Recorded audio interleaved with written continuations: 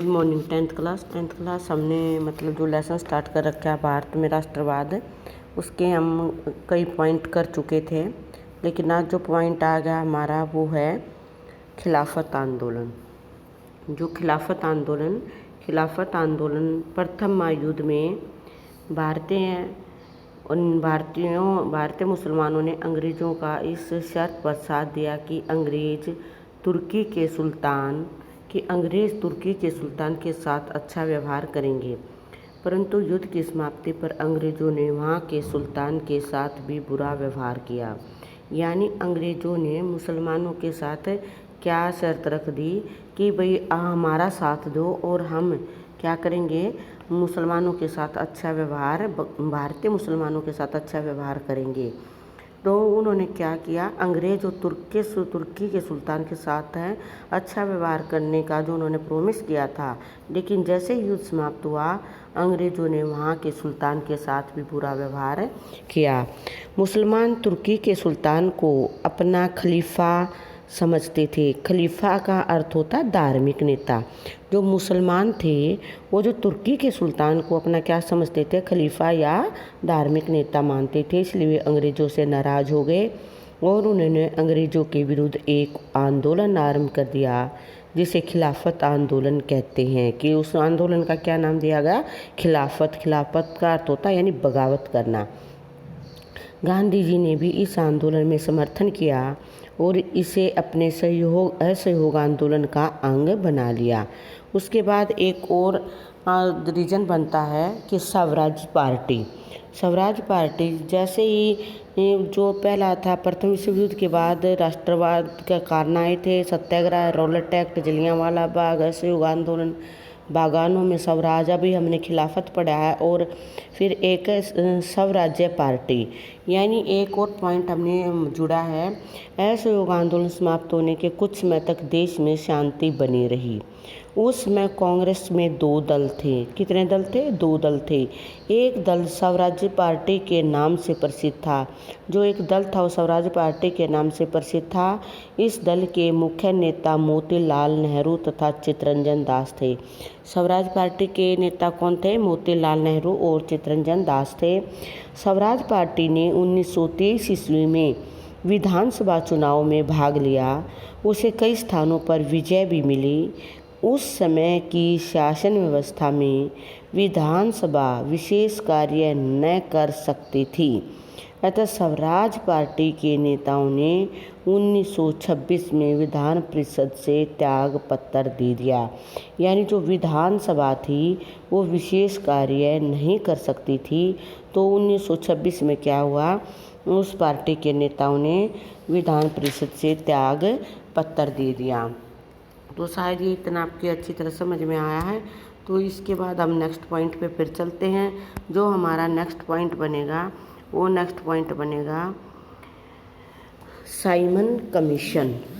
1927 ईस्वी में इंग्लैंड की सरकार ने एक कमीशन नियुक्त किया। कब किया? 1927 में। कब किया? 1927 में। किसने? इंग्लैंड की सरकार ने एक कमीशन नियुक्त किया। इसके अध्यक्ष सर जॉन साइमन थे। इसके अध्यक्ष कौन थे? सर जॉन साइमन थे। वन वर्ड क्वेश्चन बन रहे साथ साथ। साइमन कमीशन 1927 में किसने पारित किया? इंग्लैंड की सरकार ने। अध्यक्ष का नाम क्या था? Sir John Simon. इसलिए इस कमीशन को साइमन कमीशन कहा जाता है। यह कमीशन 1928 ईस्वी में भारत पहुंचा। और साइमन कमीशन भारत कब आया? 1928 ईस्वी में पहुंचा। इसका उद्देश्य 1919 ईस्वी के सुधारों के परिणामों की जांच करना था। 1919 में ध्यान है क्या हुआ था? रॉलेट एक्ट पास हुआ था, और रॉलेट एक्ट के अंदर जो कमियां थी उनके सुधारों की जांच करने का कार्य साइमन कमीशन को सौंपा गया था। इस कमीशन में भी कोई भी भारतीय सदस्य शामिल नहीं था। इसका अर्थ यह था कि अंग्रेजी सरकार भारत में संवैधानिक सुधारों में कोई रुचि नहीं रखती थी। अंग्रेजी सरकार जो भारत के संवैधानिक अधिकार थे उनमें किसी प्रकार की कोई रुचि नहीं रखती थी। वे चाहते थे कि ब्रिटिश हाउस ऑफ कॉमन्स के भारतीय सदस्यों को साइमन कमीशन में शामिल किया जाए। यानी किसको शामिल किया जाए? जो खुद ब्रिटिश हाउस ऑफ कॉमन्स के भारतीय सदस्य हैं, जो कि उन्हीं की देखरेख में और उन्हीं के कहने से कार्य करते थे। यानी ब्रिटिश सरकार के अंडर जो काम करते थे, उनके दबाव में रहते थे, उनकी हर एक बात को मानते थे, उन्हीं को उसमें शामिल कर लिया जाए। उनका तर्क था कि भारत की समस्याओं का केवल भारतीय ही समझ सकते हैं। भारतीयों की भावनाओं को उस समय अधिक चोट पहुंची जब भारत मंत्री लॉर्ड बर्केनहेड ने यह कहा कि भारतीय संवैधानिक मामलों पर विचार विमर्श करने के अयोग्य है। यानी भारतीय हैं, जो भारतीयों को शामिल करने की बात चल रही थी, उसके लिए जो एक मंत्री थे लॉर्ड बर्केनहेड ने यह कहा कि जो भारत के आदमी हैं वो संवैधानिक मामलों पर विचार करने के योग्य नहीं हैं। इन्हीं कारणों से भारत में साइमन कमीशन का स्थान पर विरोध हुआ। और क्या बोला गया था? गो बैक साइमन, बार बार ये वर्ड बोले जा रहे थे। तो अब साइमन कमीशन के बाद एक रीजन और उभर कर आया है, वो था 1929 ईस्वी का लाहौर अधिवेशन। 1929 वन वर्ड क्वेश्चन और मैप वर्क दोनों ही हैं। 1929 में का जो अधिवेशन था कांग्रेस का, वो कहाँ पर हुआ था? लाहौर में।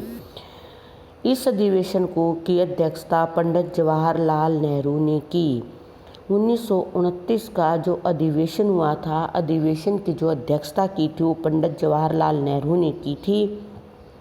स्वतंत्रता संग्राम के इतिहास में यह अधिवेशन बहुत महत्वपूर्ण है। इस अधिवेशन में कांग्रेस ने पूर्ण स्वतंत्रता प्राप्त करने का प्रस्ताव पारित किया। कौन से में? 1929 में जो लाहौर में अधिवेशन हुआ था, उसमें कांग्रेस ने पूर्ण स्वतंत्रता प्राप्त करने का प्रस्ताव पारित किया। 26 जनवरी 1930 ईस्वी का दिन देश भर में स्वतंत्रता दिवस के रूप में मनाया गया। इसके बाद 26 जनवरी का दिन हर वर्ष स्वतंत्रता दिवस के रूप में मनाया जाता रहा और देशभक्त स्वतंत्रता प्राप्ति के लिए संघर्ष करते रहे। ये कुछ पॉइंट हैं, इनको अच्छी तरह रीड करना और समझना, सुनना, क्योंकि नेक्स्ट चैप्टर के कुछ पॉइंट रह गए वो नेक्स्ट वीडियो में आएंगे। Okay, thank you.